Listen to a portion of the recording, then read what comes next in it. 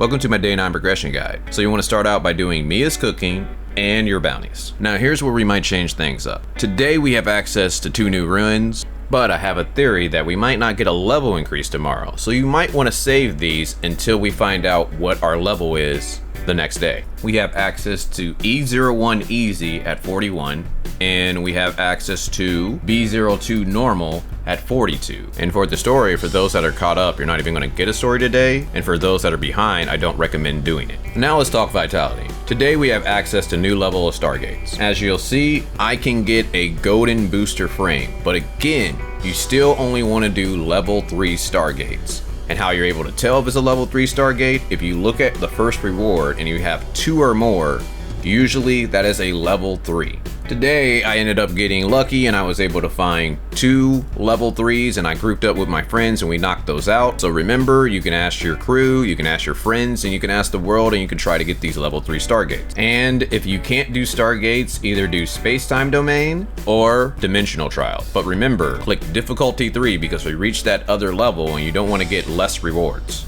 On top of that, you want to get your daily gifts, so talk to Hopkins at the black market, go to Cetus Island, do your claw machine, and do your 2 ability trainings for the day. Also, you can get your machine parts. They refresh every 24 hours, so remember, go over to Astra Shelter, Bengi Shelter, and the black market, and one of the best places, Hykros, to maintain your vehicle. And since today is a slow day, you might want to farm some mount pieces. I'm going to leave a link in the description on the location to get these mounts. And today, we got access to a new challenge, the Wormhole. Now, the Wormhole is quite interesting. It's similar to Frontier Clash and the Bygone Phantasm. So it's basically a gauntlet. You have 8 rounds to where you need to climb the ranks, and on the 8th round, you're going to fight a boss. The only problem is the amount of health you lose each round gets transferred to the next. So if you've been taking a lot of damage and you make it to the boss and you have like 150 health, you're gonna have a tough time defeating that boss without dying. On top of that, there's a couple things I want to mention. First, generally you have 5 days to complete all the challenges, and we had 3 challenges with 8 levels each, giving us a total of 24 levels we need to complete within 2 days.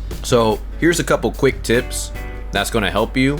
I've done the first one so far, and I'm gonna do the rest later on, and I'm gonna make a little quick guide to help you out. But here's a couple tips that I noticed so far. When you're climbing up the ranks and you're fighting the enemies, it's time. So one of the best ways to get all the enemies and kill them fast is to gather them all up and then AoE them down. I used Samir and Nemesis, and that generally did the job, and anyone who had shields, King was knocking those out. Then you wanna take advantage of your buffs. I ended up choosing all the buffs that increased my damage, but I took more damage taken, so by the time I got up to the boss, I was taking a lot of damage. I don't recommend that you do that. Probably pass on that one, maybe get 1 or 2. And also there was a buff in there to where it's just like, hey, you take reduced flame damage, and that's mainly what the boss was doing, and I didn't take any of them. You might want to consider what buffs you're taking and not just judging the wormhole off of the enemies you're facing at the moment.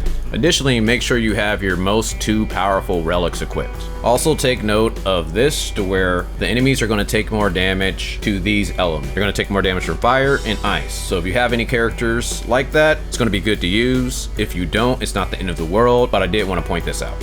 Now, once you complete all the challenges, or at least completing any challenge, you get access to this. And if you notice, this is where we get our vitality solutions. But now we have 2 new items. We have this free box, and you get 1 for every challenge you complete. But on top of that, we also get access to this other box. And what it has is proof of purchases, booster modules, advancement modules, potent omnium crystal, booster frames, and unfortunately it costs 450 dark crystals, but with all of this stuff, I think it's worth it. Like, if you had to pass on vitality solutions today to buy this, you should. And the thing is, if you complete all 3, that's going to be 450 for each box, and I recommend that you buy them all, even if you're free to play. Then on top of that, I would buy my 2 vitality solutions if you can. Check the commissary and go over to the support store and just make sure you're getting close to getting those joint supply chips. And don't forget to do your crew donations and check your crew store so that way you can get those potent omnium crystals. And the last thing that you can do for the day is just go achievement hunting and explore the map. And I also wanted to mention that I don't have another Clotho Supply pod. So most likely it has a 2-week cooldown, so it's probably best just to wait for those 10 goat nucleus to become free. And that should do it for day 9. If you found this helpful, take a look at my CS guide. Otherwise, look out for my Wormhole guide. But besides that, talk to you guys later.